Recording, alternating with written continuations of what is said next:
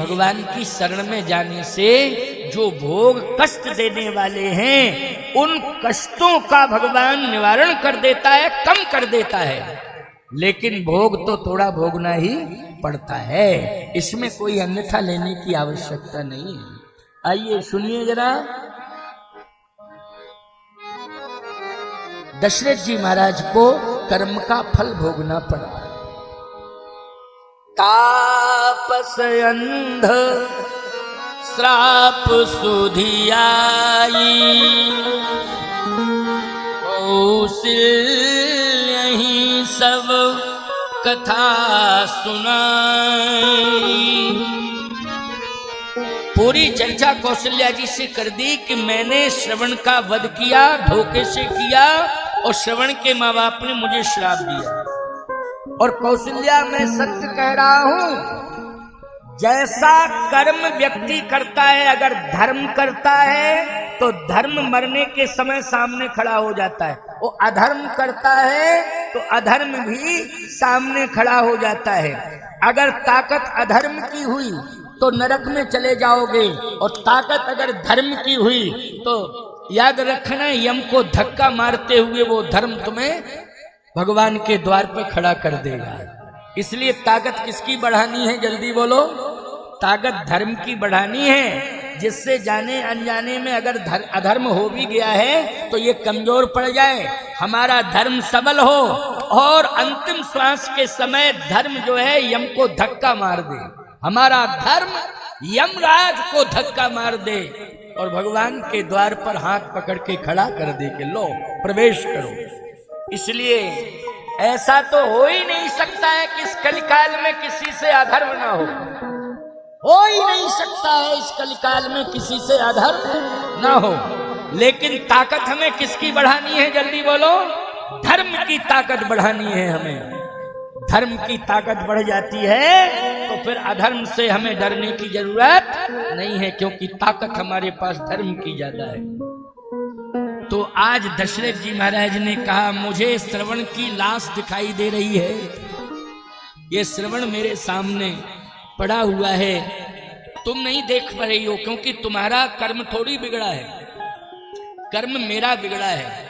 इसलिए मृत्यु के समय वही कर्म सामने आ गया। श्रवण कुमार की लाश जो है दिखाई देने लगी, और श्रवण के माँ बाप रो रहे हैं कानों से। दशरथ जी ने कहा, मुझे सुनाई दे रहा है। श्रवण के माँ बाप आज रो रहे हैं और मुझे श्राप दे रहे हैं। जिस तरह से दशरथ, मैं तड़प तड़प करके प्राण त्याग रहा हूं पुत्र के वियोग में, तुम भी पुत्र के वियोग में तड़प तड़प करके प्राण त्यागोगे। इसलिए कौशल्या तापस अंध श्राप सुधियाई, कौशल्य ही सब कथा सुनाई। पूरी कथा सुना दी कौशल्या जी को। भैया आपको एक बात बतावें, ये व्यथा है कि कथा? जैसे हत्या हो जावे और उसमें श्राप मिल जाए, पनिशमेंट मिल जाए, और फिर वो व्यक्ति कहे आओ हम अपनी जिंदगी की कथा सुनावे, ये विडंबना मानी व्यथा होती है। इसको कथा कहोगे? बोलो भाई, आओ आओ हम अपनी जिंदगी की तुम्हें कथा सुनावे। ये कथा नहीं है, ये है व्यथा, इसको कहते हैं विडंबना। लेकिन तुलसीदास जी ने क्या लिखा है, कौशल्य ही सब कथा सुनाई। कथा, इसको कथा क्यों लिखा है? इसलिए लिखा है क्योंकि इसी प्रसंग से, इसी श्राप से दशरथ जी को राम की प्राप्ति का वरदान मिला। बोलो भाई, इसी श्राप से, श्रवण के माँ बाप के श्राप से महाराज दशरथ को राम की प्राप्ति हुई है। बोलो, हुई है कि नहीं हुई है? क्योंकि पुत्र के वियोग में तड़प तड़प करके प्राण त्याग हो गए, पुत्र के वियोग में। और जैसा धर्मज्ञ मेरा पुत्र है, वैसा ही धर्मज्ञ तुम्हारा पुत्र होगा। अब बोलो भाई, ये श्राप है कि वरदान? समझाई में नहीं आ रहा है। ये श्राप है कि वरदान? अद्भुत बात है। बोलो, ये व्यथा है कि कथा है? जल्दी बोलो। ये भी तो कह सकते थे कि मेरा तो धर्मज्ञ पुत्र मरा है, तेरा निशाचर पुत्र होगा। बोलो, कह सकते थे कि नहीं कह सकते थे? लेकिन क्या कह रहे हैं? जैसा धर्मज्ञ मेरा पुत्र है मात्र पितृभक्त, वैसा ही धर्मज्ञ मात्र पितृभक्त पुत्र तुम्हें प्राप्त होगा। लेकिन जब तुम्हारा त्याग करके जाएगा तो तुम तड़प तड़प करके प्राण त्यागोगे। सीधी सी बात यह है कि राम के जन्म का भी वरदान मिल गया और राक्षसों के संहार का भी वरदान मिल गया। क्योंकि तड़प तड़प करके प्राण तब त्यागेंगे दशरथ जी जब राम जी बन जाएंगे, और जब राम जी बन जाएंगे तो राक्षसों का वध होगा। राक्षसों का वध होगा तभी जो है इस धरती का उद्धार होगा।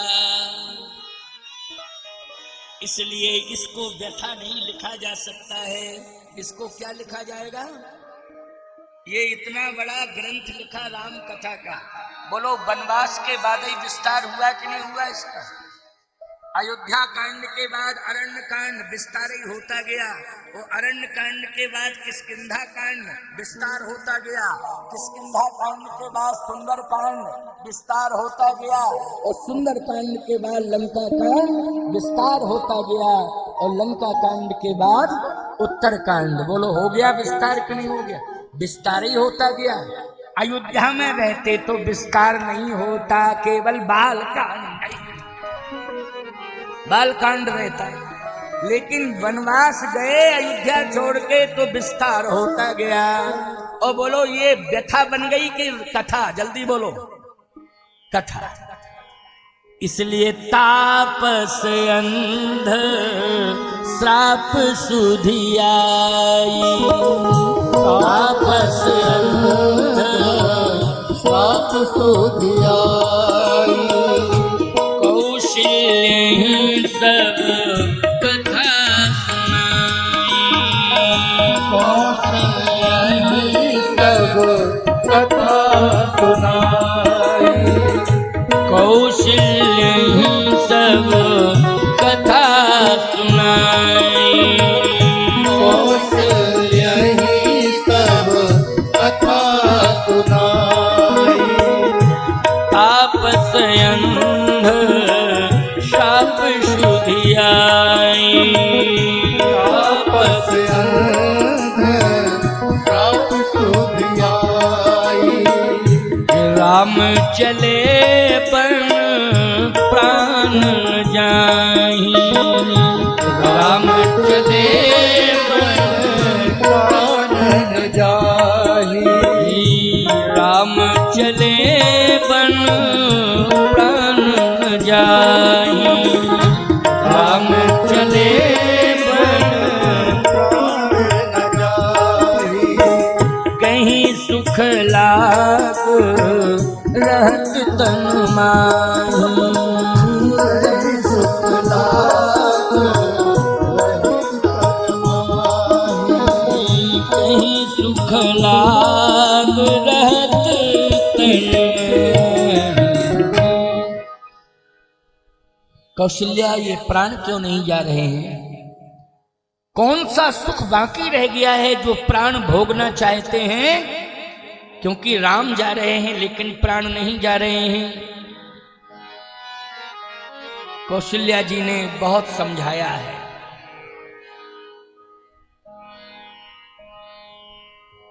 राम जी जा रहे हैं तो लक्ष्मण जी भी जा रहे हैं। लक्ष्मण जा रहे हैं राम के साथ, सीता जा रही हैं, पातिव्र धर्म का निर्वाह कर रही हैं। तो क्या लक्ष्मण के साथ उर्मिला जी को भी जाना चाहिए था? तभी उनका पातिव्र धर्म का निर्वाह होता। नहीं, राम के साथ सीता जा रही हैं। मैंने पहले भी कहा, अब भी कह रहा हूं, आगे भी कहूंगा कि वो दो नहीं है, वो एक ही है। देखने में दो लग रहे हैं, वस्तुतः वो एक ही है। एक ही है, क्योंकि ब्रह्म दो रूपों में आया है। वही ब्रह्म अयोध्या में बेटा बन के आया है और वही ब्रह्म मिथिला में बेटी बन के आया है। ब्रह्म एक है, एको ब्रह्म द्वितीयो नास्ति। सीता जी को माया माया कहा जाता है ना, ये लीला के विस्तार के लिए माया का स्वरूप आ गया हुआ, लीला के विस्तार के लिए। जैसे भरत जी अलग नहीं है, श्री राम की भुजा ही भरत है। बोलो है कि नहीं? श्री राम की भुजा बोलो भाई कौन है? भरत है। अब एक बात मैं कह रहा हूं, जरा सुनना, बहुत अच्छा स्पष्टीकरण दे रहा हूं। जैसे शरीर में जितने भी अंग हैं, बोलो भाई शरीर एक ही माना जाएगा, वो अंग भी एक ही माने जाएंगे। ये तो नहीं कि ये अंग अलग है ये अलग है, नहीं नहीं, शरीर का ही अंग है वो, इसलिए वो शरीर ही है। क्या है वो? शरीर ही है। तो प्रगट कितने हुए हैं? राम के साथ में 3 आए, एक की कसर रह गई थी तो राम जी मिथिला गए लेने के लिए। किसको लेने के लिए? अपने एक अंग को लेने के लिए। अच्छा, प्रगट हुए थे तो कितने हाथ लेके प्रगट हुए थे? 4। भय प्रगट कृपाला दीन दयाला कौशल्या हितकारी हर्षित महतारी मुनिमन हारी अद्भुत रूप विचारी लोचन अभिरामा तन घनश्यामा निज आयुध भुज 4। इसका मतलब है कि एक की कसर रह गई थी तो राम जी गए ना मिथिला लेके आ गए। अब पूरे हो गए कितने?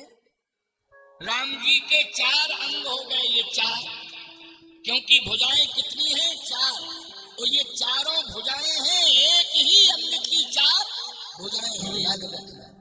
एक ही अंग की 4 भुजाएं हैं। राम बाम दिस जानकी लखन दाहिनी और अंग भी दाएं बाएं होते हैं कि नहीं होते हैं? बोलो भाई, अंग क्या होते हैं? दाएं और बाएं होते हैं। राम बाम दिस जानकी, बोलो पति का बायां अंग कौन है? पत्नी। पत्नी क्या है? बायां अंग।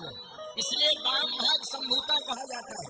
कहा जाता है कि नहीं? वाम भाग संभूता। बोलो पति का बायां अंग कौन है? जल्दी बोलो। तुम बोले ही नहीं पा रहे हो, क्या बात है? हाँ, बायां अंग कौन है? पत्नी। पत्नी है। इसलिए राम बाम दिस जानकी। और दायां अंग कौन है? दाहिना हाथ लखन दाहिनी ओर। बोलो भाई भी अंग होता है कि नहीं होता है? इसलिए लक्ष्मण लखन दाहिनी ओर ये अंग है। तो भरत और लक्ष्मण क्या है? बोले भरत और लक्ष्मण भी अंग हैं। बोले क्या क्या अंग हैं? बोलो। बोले भरत जी महाराज तो सर्वांग हैं। भरत राम ही की अनुहारी और सही सा लख न सकई नर नारी। बोले जितने अंग राम के साथ जुड़े हैं शरीर में, उन समस्त अंगों में भरत का प्रवेश है। बोलो किसका प्रवेश है? भरत का प्रवेश है। इसलिए याद रखना, भरत के जैसे भैया श्री लक्ष्मण जी किशोरी जी राम के बिना नहीं रह सकते हैं, वैसे ही राम भरत के बिना नहीं रह सकते हैं। प्यारे, भरत कहीं भी रह रहे हों लेकिन उनके नाम का निरंतर जिह्वा पर जप रहता है। बोलो भरत के नाम का राम की जिह्वा पर क्या रहता है? नाम रहता है। और सदा भरत भरत भरत भरत भरत भरत जपते ही रहते हैं। बोलो किसके नाम को जपते हैं राम जी? भरत सरिस को राम सनेही जग जप राम राम जप जय। इसलिए जिह्वा पर भरत यानी भरत श्वास है। बोलो क्या है भरत? श्वास है। जिह्वा पर भरत, भरत नाम है तो भरत क्या है? श्वास है। और बोलो श्वास संपूर्ण अंगों को जीवंत देती है कि नहीं देती है? बोलो संपूर्ण अंगों को चेतना कौन देती है? जीवंत कौन देती है? श्वास देती है। इसलिए बार बार तुम सबसे कहा जाता है श्वास श्वास पर राम रट।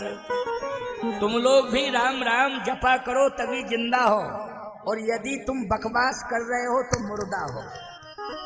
हाँ, राम राम कह रहे हो तो जिंदा हो, और बकवास कर रहे हो तो क्या हो? मुर्दा हो। हमारी दृष्टि में साफ बोल रहा हूं। श्वास श्वास पर राम रट, करे प्रथा श्वास जन खोए, और ना जाने इस श्वास की रावनी होए न होए। इसलिए श्वास श्वास पर राम राम राम राम रटा करो। तो राम जी की श्वास श्वास पर किसका नाम है? बोलो। जग जप राम राम जप जय, भरत का नाम है। इसलिए भरत क्या है? राम जी की श्वास है। बोलो है कि नहीं? सीता जी क्या है? बोले राम जी के बाएं अंग हैं। लक्ष्मण क्या है? दाहिने अंग हैं। और बोले शत्रुघ्न क्या है? आहा, क्या कहना है। अच्छा बोलो भाई, छोटे पर सबका प्यार रहता है कि नहीं रहता है? जल्दी बोलो। जो सबसे छोटा होता है सबका प्यार उसी पर होता है। इसलिए सत्य कहता हूं, राम हो चाहे जानकी मैया हो, चाहे भरत भैया हो, चाहे लक्ष्मण भैया हो, इन सबका प्यार किस पर है? छोटे शत्रुघ्न पर है। इसलिए शत्रुघ्न तो रोम रोम में समाया हुआ है। बोलो राम जी के रोम रोम में कौन समाया हुआ है? सबसे छोटा है ना शत्रुघ्न, इसलिए वो रोम रोम में समाया हुआ है। ऐसा अद्भुत प्रेम आपको किसी परिवार में देखने को नहीं मिलेगा। इसलिए हमेशा राम राज्य की मांग चलती है कि राम राज्य आना चाहिए, राम राज्य। यही तो कारण है राम राज्य का। आज किशोरी जी तो चल दी, लक्ष्मण जी चल दिए, लेकिन उर्मिला जी, आप कहोगे महाराज पत्नी अगर पति के कृत्य से नाराज है तो फिर निश्चित रूप से उस व्यक्ति का व्यक्तित्व प्रश्न चिन्ह के लायक है, क्योंकि पत्नी संतुष्ट नहीं है। बोलो व्यक्तित्व पर प्रश्न चिन्ह लग जाएगा कि नहीं लग जाएगा? उर्मिला जी के कारण क्या लक्ष्मण के व्यक्तित्व पर प्रश्न चिन्ह लगा? नहीं। रघुपति कीरत अरे विमल पताका, और दंड समान भयऊ जस जागा। लक्ष्मण जी की पताका आज भी फहरा रही है। बोलो फहरा रही, कहीं कोई टिप्पणी नहीं। तो आप माताओं कह सकती हो कि उर्मिला जी कैसे संतुष्ट होंगी। यद्यपि विस्तार से उर्मिला जी का चरित्र मानस में नहीं है, रामचरितमानस, लेकिन नाना पुराण निगमागम सम्मतम अन्य रामायणों में प्रमाण है। एक छोटा सा भाव कृतवास रामायण का सुना दें आप, क्योंकि रामायण कृतवास रामायण, मार्कंडेय रामायण, याज्ञवल्क्य रामायण, भरद्वाज रामायण, वाल्मीकि रामायण, तुलसीकृत रामायण, कंब रामायण, बहुत रामायण है। अब नाम कितने बतावें आप।